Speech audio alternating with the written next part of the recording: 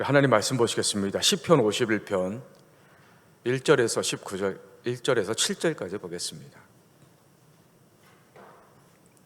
시편 51편 1절에서 7절까지 제가 한 절, 여러분들이 한 절 교독하시겠습니다. 하나님의 주의 인자를 따라 내게 은혜를 베푸시며 주의 많은 긍휼을 따라 내 죄악을 지워주소서.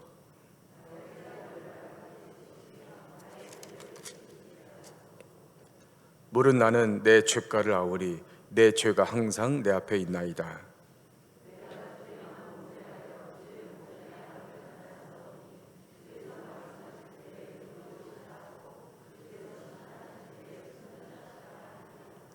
내가 죄악 중에서 출생하였으며 어머니가 죄 중에서 나를 잉태하였나이다.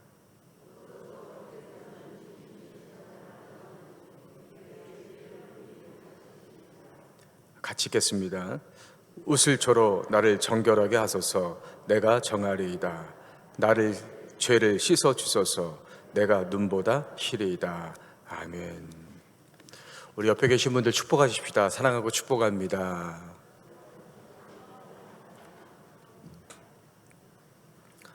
갑자기 추워진 날씨에 예배드리러 오신 여러분들에게 하나님이 예배하신 은혜가 여러분에게 임하시기를 주의 이름으로 간절히 축복합니다. 다윗은 이스라엘 역사에서 가장 위대한 인물 중에 한 분이십니다. 동시에 우리가 닮아야 할 신앙의 모델이기도 합니다. 다윗이 이렇게 위대한 인물이 될 수 있었던 것은 먼저는 어린 나이에 이제 골리앗을 물리치고 국민적인 영웅이 되었기 때문에 그렇습니다. 그리고 사울의 부하가 됐을 때는 아주 충성스러운 부하였습니다. 그 사울을 대신해서 전쟁에 나가면 그 전쟁에서 반드시 승리하고, 또 사울이 힘들어할 때 그 악기를 연주를 해서 찬양으로 또 사울을 섬겼던 그런 사람입니다. 또 다윗이 왕이 되었을 때는 공의와 정의로 하나님 뜻대로 나라를 잘 다스려서 하나님의 나라를 세웠던 사람입니다. 이것들도 다 중요한데 빠지지 않아야 될 것이 하나가 있어요. 그것은 뭐냐면 다윗은 회개할 줄 아는 사람이었습니다. 다윗이 아무리 위대한 인물이라고 해도 죄를 지었을 때 회개할 줄을 몰랐다면 과거 사울 왕처럼 하나님께 버림받을 수밖에 없었을 겁니다. 그러나 다윗은 한순간에 십계명을 3가지를 어겼어요. 사람을 죽이고 또 간음하고 그랬죠. 그렇지만 그 죄를 철저히 회개했기 때문에 위대한 왕이자 믿음의 사람이 될 수가 있었습니다. 여러분들이 지금까지 인생을 살아오시면서 또 신앙생활 하시면서 이만큼 쌓아놓으신 것들이 있어요. 명예를 쌓으셨고, 또 존경을 쌓으셨고, 또 신앙을 쌓으셨고, 많이 쌓으신 것들이 있어요. 그러니까 그것 때문에 여러분들이 존경을 받으시고 또 하나님 앞에 상을 받으시게 될 겁니다. 근데 그것들이 한순간에 무너지는 것이 있어요. 그걸 무너뜨려 버리는 것이 있어요. 그것이 바로 죄인 것입니다. 그러므로 우리는 처음부터 죄를 짓지 않으면 좋겠지만, 우리가 만약에 죄를 지었더라면 다윗처럼 철저하게 회개할 수 있어야 되는 것입니다. 근데 이제 우리에게 고민이 하나 있죠. 그것은 우리가 죄를 지었을 때 회개하는데 그게 자꾸 반복이 되는 거예요. 그래서 그 죄가 나만 무너뜨리는 것이 아니고 나와 관련된 것들, 그러니까 사람들과의 관계도 깨트려 버리고, 또 내가 사는 가정도 힘들게 만들고 내가 속한 공동체도 힘들게 만들어 버리는 것입니다. 그런데 오늘 시편 51편을 보면 이 다윗의 회개 기도는 자기만 용서받은 게 아니고 또 하나님과의 관계도 회복하고, 더 나아가서 이스라엘 민족에게도 영향을 주는 그런 기도인 것을 이제 보게 됩니다. 이 다윗의 회개 기도가 어떤 기도인가? 이제 4단계로 나눠져 있는데, 첫 번째 단계는 어떤 기도였냐면, 이 다윗의 회개 기도는 자신이 죄인임을 분명히 인정하는 기도였어요. 그러니까 다윗은 죄를 짓고 회개할 때 잘못한 것만 회개한 게 아니라 내가 죄인이기 때문에 이런 잘못을 했습니다, 그러니까 내가 죄인이라는 것을 인정했다는 거예요. 그리고 5절 말씀을 보십시오. 내가 죄악 중에서 출생하였으며 어머니가 죄 중에서 나를 잉태하였나이다. 그러니까 다윗이 우리아 장군의 아내인 밧세바와 이제 부적절한 관계를 맺었잖아요. 그러니까 이 나단 선지자가 찾아와서 당신이 어떻게 그런 죄를 지을 수 있습니까? 이렇게 비난을 했어요. 다윗이 그 비난을 받아들이고 철저하게 회개한 참회의 시가 오늘 시편 51편입니다. 그러니까 다윗은 회개하면서 뭐라 그랬냐면 나는 태어날 때부터 죄의 본성을 가진 죄인입니다. 이렇게 회개한 거예요. 남들은 다윗을 보면서 훌륭한 왕이다, 믿음이 좋은 왕이다 이렇게 생각하고 있지만 사실 나는 죄의 본성을 가지고 있는 죄인입니다. 그래서 내가 밧세바와 그 부적절한 관계를 맺은 것은 내 안에 있는 그 죄의 본성이 나로 하여금 그렇게 죄를 짓게 만들었다, 그렇게 이제 고백을 하는 것이죠. 핑계 대지 않았어요. 뭐 밧세바가 유혹해서 그랬습니다, 뭐 다른 핑계 댄 거 아니에요. 내가 죄인이기 때문에, 나는 원래 본성이 죄인이기 때문에 내 안에 있는 그 죄가 지금까지는 가만히 있었는데 그 밧세바 앞에서 그 본성이 드러나면서 나로 하여금 죄를 짓게 만들었습니다. 솔직하게 인정하는 거예요. 다윗이 왜 자기가 죄를 짓고 나서 자신이 죄인임을 인정했을까? 사람들은 인정하지 않아요. 사람들은 죄를 지어도 자꾸 숨기려고 하지 인정하지 않아요. 특히 자기 자신이 죄인이라는 것은 인정하려고 하지 않거든요. 내가 실수로 그랬습니다, 나는 원래 그런 사람이 아닌데 어쩌다 보니까 이런 잘못을 했습니다, 자꾸 핑계를 내려고 그러지 인정하려고 하지 않아요. 근데 다윗은 그것도 잘못이지만 내가 원래 죄인입니다, 그렇게 지금 인정하는 거예요. 왜 그러느냐? 내가 죄인임을 인정해야만 하나님께 받을 수 있는 은혜가 있어요. 그게 어떤 은혜냐? 1절에 나와 있어요. 하나님이여 주의 인자를 따라 내게 은혜를 베푸시며 주의 많은 긍휼을 따라 내 죄악을 지워주소서. 하나님의 인자와 은혜와 많은 긍휼, 이것이 누구에게 필요한 겁니까? 죄인에게 필요한 거예요. 죄인이 실수로든 어떻게든 죄를 지었어요. 그러면은 그 죄로부터 용서받으려면 하나님의 인자와 은혜와 긍휼이 필요한 거예요. 그러니까 죄인이 하나님의 이 은혜를 받지 않으면 그 죄 때문에 심판받을 수밖에 없는 거죠. 반드시 이 은혜가 필요해요. 그런데 하나님은 모든 죄인에게 이 은자와 그 긍휼과 이 은혜를 베푸시는 게 아니에요. 어떤 사람에게 이것을 베푸셔서 용서해 주시느냐? 나는 죄인입니다. 하나님, 나는 하나님의 그 은혜가 필요한 죄인입니다. 그러니까 그것을 내게 베푸셔서 나를 용서해 주십시오. 자신을 죄인으로 인정하는 사람에게 하나님이 이것들을 베풀어 주시는 거예요. 그러니까 다윗이 만약에 죄를 지어놓고 하나님 앞에, 하나님 저는 잘못이 없습니다, 밧세바가 왜 하필 내 앞에서 이렇게 목욕을 합니까? 저 여자가 유혹해서 내가 순간적으로 넘어간 거지 나 죄인 아닙니다. 그러면 다윗은 죄를 지어놓고도 하나님의 그 인자와 긍휼을 받을 수가 없어요. 그럼 다윗은 그냥 쫓겨나는 겁니다. 심판받는 거예요. 그러나 죄를 짓고 나서 저 죄인입니다, 하나님이 그 은혜 주시지 않으면 저는 끝입니다. 제가 죄인이니까 저에게 하나님이 주시려고 하는 그 인자와 그 긍휼과 은혜를 주십시오. 그러면 저는 용서받을 수 있습니다.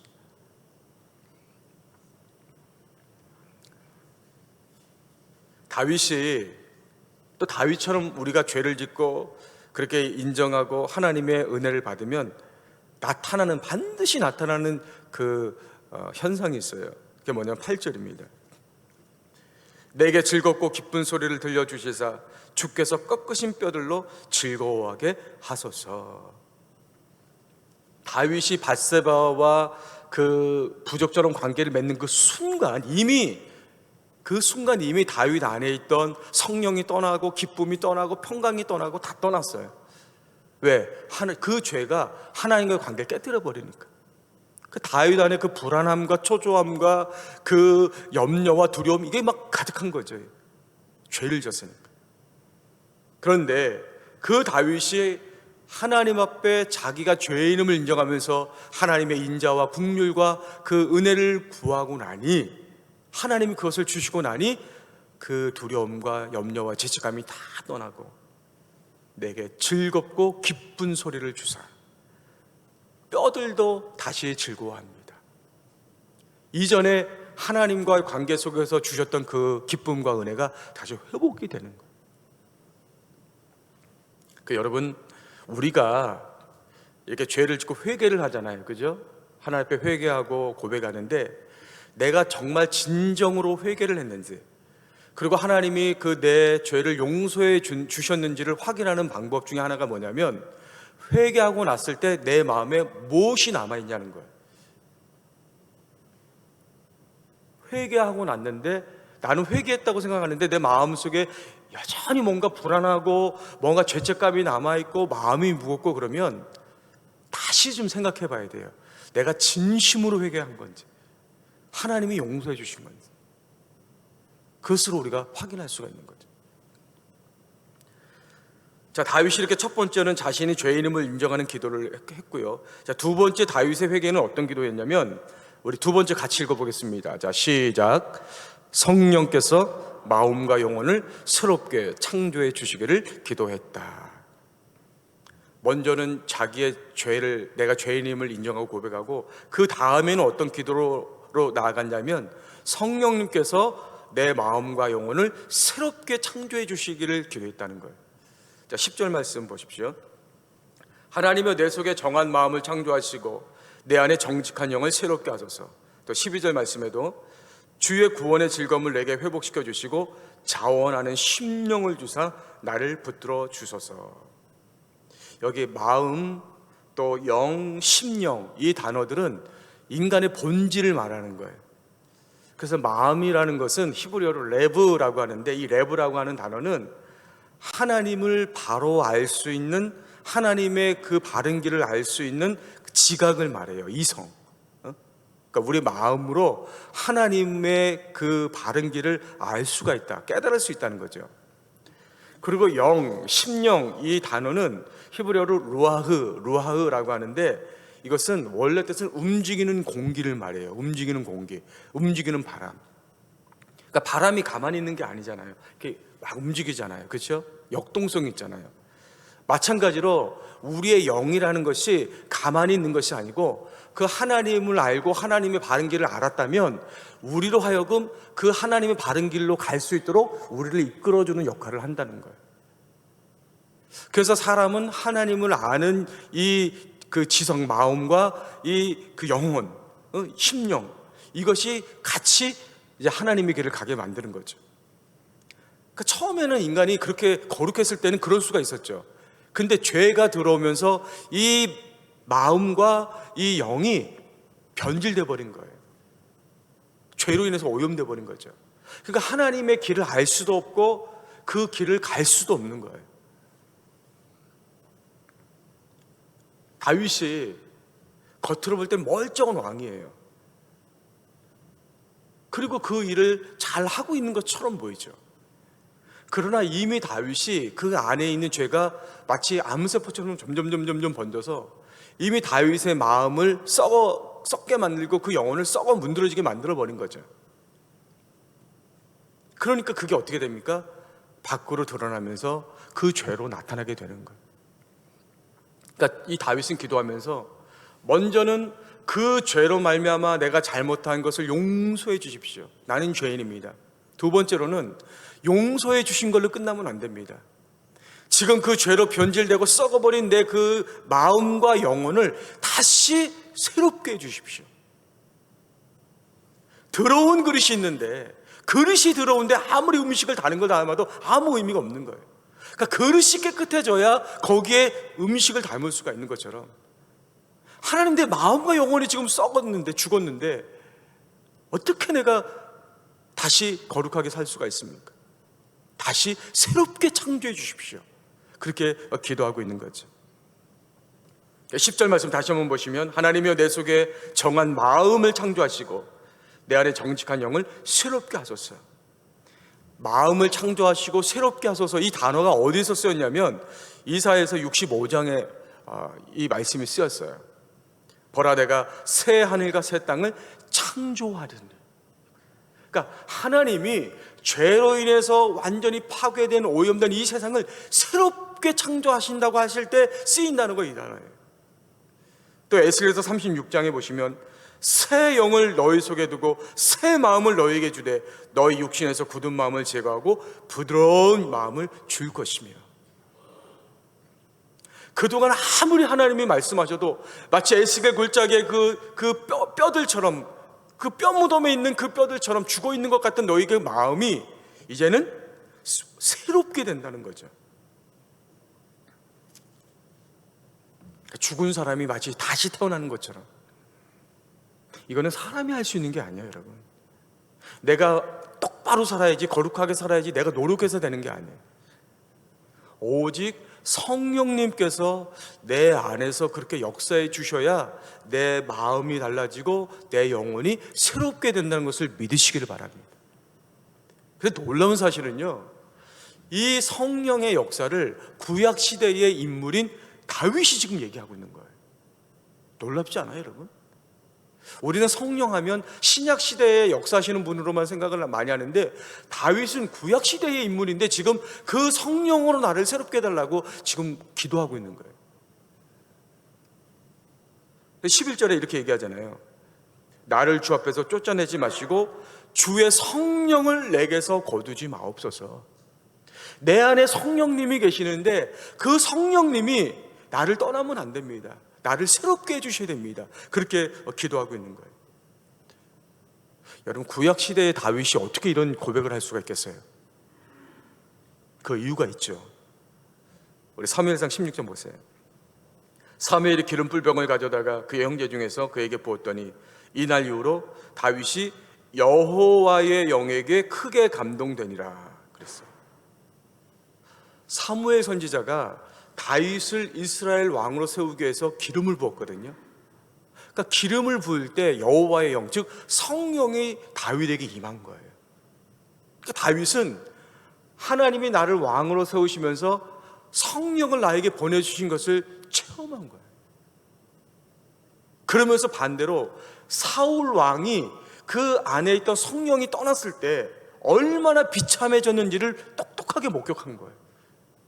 그러면서 하나님이 나를 왕으로 세우셨는데, 나에게 성령을 부어주셨는데 그 성령이 나와 함께 하시면 내가 거룩한 왕으로서 이 사명을 감당할 수 있지만, 사울처럼 그 성령이 떠나면 나도 사울과 같이 똑같이 될 수밖에 없습니다. 그러니까 성령님, 내 안에서 나를 새롭게 해주십시오. 내 마음과 영혼을 새롭게 창조해 주십시오. 그렇게 기도하는 거예요. 저는 여러분들이 하나님 앞에 나올 때마다 하나님, 내 안에 계신 그 성령님이 내 죄로 인해서 떠나시는 것이 아니라 내 안에서 날마다 나를 새롭게 해주십시오. 그렇게 날마다 성령 충만을 구할 수 있기를 주의 이름으로 축복합니다. 자, 세 번째, 또 다윗은 그 어떤 단계의 기도를 올립니까? 세 번째 단계는, 자, 우리 세 번째 단계 같이 읽겠습니다. 자, 시작. 참된 제사로 하나님과 교제하기 위한 기도를 했다 그랬죠. 16절 말씀 보시면 주께서는 제사를 기뻐하지 아니하시나니 그렇지 아니하시면 내가 드렸을 것이라 주는 번제를 기뻐하지 아니하시나이다. 다윗이 왕이에요. 그럼 제사를 드릴 때 얼마나 화려한 제사를 드렸겠어요? 얼마나 재물들을 많이 동원해서 제사를 드렸겠어요? 근데 하나님은 이 다윗의 제사를 기뻐하지 않는다는 거예요. 제사를 안 받으신다는 거예요. 다른 사람들은 모르죠. 다윗이 와서 화려하고 많은 제물을 바쳐서 제사를 드릴 때 옆에 사람들이 볼 때는, 야, 다윗이 정말 하나님이 받으실 만한 제사를 드리고 있구나, 하나님이 저 제사를 기쁘게 받으시겠구나, 이렇게 생각하지만 제사를 드리는 다윗은 아는 거예요. 본인은 알아요. 하나님이 내 제물을 안 받으시는구나, 내 제사를 안 받고 계시는구나. 그러니까 다윗의 마음에 기쁨이 없고 은혜가 없어요. 제사는 드리는데. 그러니까 왜 그런가 생각을 해봤더니, 다윗이 뭡니까? 그 죄로 말미암아 그 마음과 영혼이 이미 죄로 다 병들어 있는 거예요. 그러니 마음은 병들어 있고 마음은 썩어 있는데 겉으로만 멀쩡하게 나와서 제사를 드린들, 제물을 드린들 하나님이 그 제사를 받으시겠냐. 그 다윗은 회개하고 내 마음과 영혼을 새롭게 해주십시오 기도하면서 하나님이 정말 원하시는 그 제사가 따로 있구나, 내가 지금까지 잘못된 제사 드렸구나, 그걸 깨달은 거죠. 17절에 이렇게 고백합니다. 하나님께서 구하시는 제사는 상한 심령이라. 하나님이여 상하고 통회하는 마음을 주께서 멸시하지 아니하시리이다. 상한 심령, 상하고 통회하는 마음, 이건 뭘 말하냐면 내 자신을 말하는 거예요. 나 자신. 내가 지금 거룩한 모습이든 어디가 깨져 있든 어디가 찢어져 있든 하나님 앞에 나와서 예배를 드릴 때는 내 자신을 제물로 하나님 앞에 올려드리는 거예요. 하나님 그걸 받고 싶으시다는 거예요. 근데 다윗은 지금까지 어떻게 제사를 드렸어요? 그런 자기는 철저하게 숨긴 거죠. 철저하게 숨기고 제물만 많이 가져와서 화려한 제사를 드리니 사람들은 모르지만 하나님은 그 중심을 보시니 네 제사는 내가 받지 않겠다. 내가 원하는 것은 바로 너 자신이다. 너가 나의 제물이다. 이렇게 말씀하시는 거예요. 구약시대에 제사 드릴 때 죄를 지은 사람이 이제 용서받을 때는 그 짐승을 끌고 와서 이제 그 짐승에게 안수를 했죠. 그거는 죄인의 죄가 그 짐승에게 전가된 거예요. 그 짐승을 죽여서 피를 내서 이제 불에 태워서 제사를 드렸습니다. 그러니까 이게 짐승을 죽이면 내 죄가 용서받는다, 그게 아니에요, 여러분. 그러니까 이스라엘 백성들이 이 제사를 오해한 거예요, 자꾸. 그러니까 내가 죄를 지으면 그 대가로 짐승을 잡아다가 드리면 용서를 받는구나. 그러니까 내가 죄를 지을 때마다 그러면 짐승 잡아서 바치면 되겠지? 이렇게 오해를 하는 거예요. 그러니까 짐승은 바치지만, 계속 바치지만 나는 바뀌지를 않는 거거든요. 그게 아니라는 거예요. 왜 하나님이 짐승을 잡아다가 바치라고 했느냐? 죄 없는 짐승이 너의 죄 때문에 대신 피를 흘리고 너를 대신해서 죽는 거예요. 그러니까 나는 그 짐승을 드리는 게 아니라 나를 드리는 거예요. 죄인인 나를 그 짐승에 담아서 올려드리는 거거든요. 그러니까 너희가 제물을 드리지 말고 너희의 그 마음을 제물에 담아서 드리라는 거거든요. 근데 이스라엘 백성들이 처음 이 의미를 잊어버린 거예요. 그리고 점점 시간이 가면 갈수록 제물만 드리면 되지, 제물만. 나는 상관없는 거예요. 똑같은 거예요. 그리고 나중에 구약 성경에 여러분 보시면 뭐라 그랬어요? 되게 지겹다, 아주. 난 니네 제사가 지겹고 그 제물이 타는 냄새가 아주 역겨워 죽겠다. 나는 너희의 마음을 원하고 너희 자신을 원하는데 왜 너희들은 자신은 드리려고 하지 않고 자신은 죽이지 않고 내려놓지 않고 죄 없는 제물만 드리냐는 거예요. 다윗이 이걸 깨달은 거예요. 하나님이 원하시는 것이 바로 내가 마음과 영혼이 새로워져서 내 자신을 하나님 앞에 올려드리는 거예요. 하나님은 나를 원하고 계셨구나. 나와 더 깊이 교제하기를 원하시고 다윗이 하나님을 알기를 원하시고 거기에서 하나님이 주시는 그 은혜로 말미암아 이제는 그 죄를 이기는 사람이 되기를 원하셨구나. 그걸 다윗이 깨달은 거죠. 그 예수님이 사마리아 수가성에 가셨는데 여인이 이거 갖고 고민한 거잖아요. 이거 갖고 예루살렘 성전에서 예배를 드리면 내가 온전해질 수 있는지, 아니면 조상들처럼 그림 심산에서 예배를 드리면 내가 그 지금 남편 5이나 있는 그 불행한 삶에서 벗어날 수 있는지 그거 고민하고 있었거든요. 근데 예수님 뭐라고 말씀하셨냐면 장소가 중요한 게 아니고 네가 중요한 거야.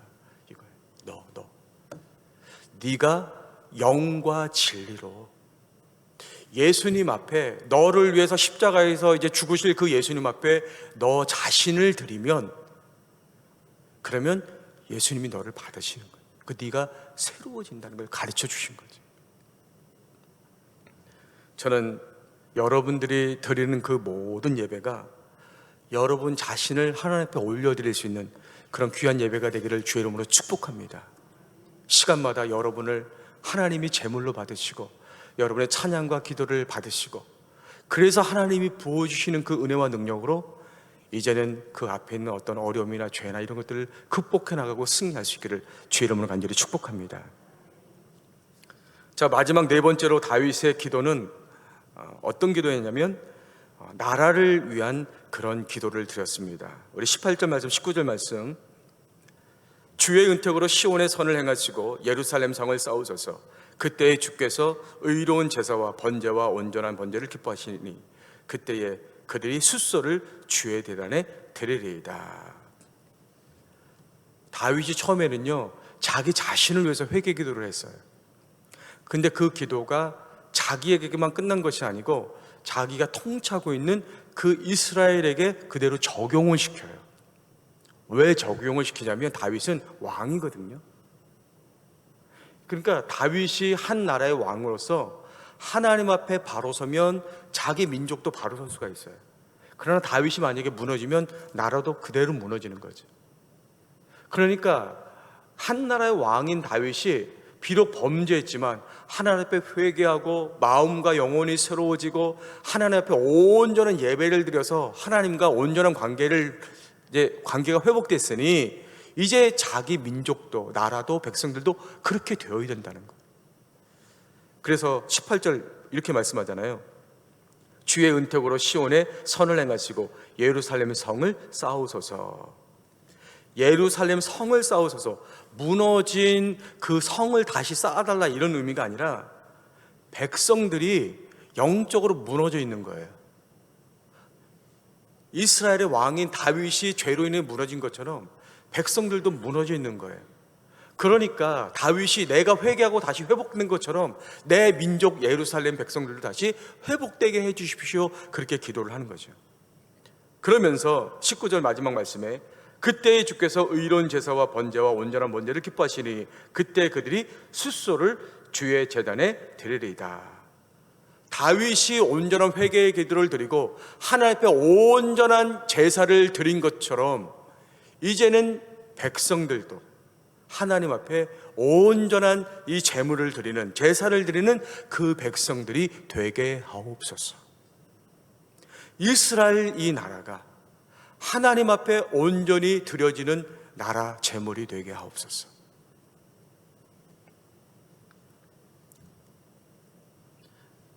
여러분, 진정한 회개가 있으면요 거기 부흥이 반드시 따라오게 돼 있어요. 그래서 부흥에는, 성경의 부흥에는 5단계가 있습니다. 한번 잠깐 보실까요? 첫 번째로는 개인의 회개를 통한 개인의 부흥이 있어요. 내가 하나님 앞에 진심으로 회개하면 내 자신이 회복되는 거예요. 이 개인의 부흥이에요. 두 번째는 교회의 회개와 부흥이 있어요. 성도 개개인이 회개하고 부흥이 되면 그 성도들이 다니는 교회가 부흥이 되는 거예요. 근데 대개 한국 교회는 여기까지는 참 잘했어요, 그동안. 근데 중요한 건 그 다음부터죠. 세 번째, 지역 혹은 영역의 회개와 부흥. 만약에 우리 교회가 하나님 앞에 회개하고 우리 교회가 부흥했어요. 그러면 우리 교회를 통해서 우리 교회가 있는 이 행신동에 영향력을 끼치는 거예요. 그래서 이 행신동이 변화가 되는 것이죠.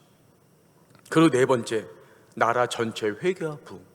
그 지역이 회개하고 부흥하면 그 지역이 모여서 그 나라 전체가 부흥하는 거죠. 마치 영국 사회가 그랬던 것처럼, 웨슬리 목사님을 통해서 영국 사회가 그렇게 변화된 것처럼 그런 역사들이 나타나는 것이고, 이것이 마지막 5번째로는 세계적인 회개의 부흥.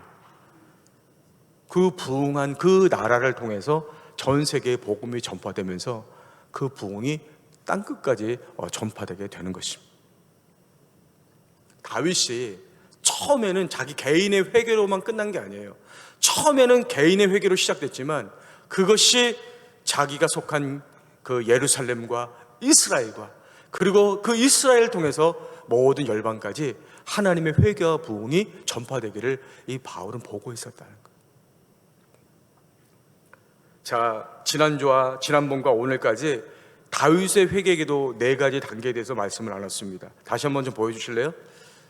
자, 첫 번째로 다윗은 자신의 본질이 죄인임을 알고 회개했고, 두 번째로는 성령께서 마음과 영혼을 새롭게 창조해 주시길 기도했고, 세 번째로는 상한 심령으로 내 자신을 제물로 드리는 예배, 그리고 마지막으로는 내가 속한 그 예루살렘 이스라엘 공동체 회복을 위한 기도, 이렇게 드렸어요. 그러면 여러분의 그 회개 기도는 1, 2, 3, 4단계 중에서 지금 어느 단계에 있습니까? 저는 저와 여러분들의 그 기도가, 회개 기도가 1단계, 2단계, 3단계, 4단계까지 갈 수 있는 그런 기도가 될 수 있기를 주의 이름으로 간절히 축복합니다.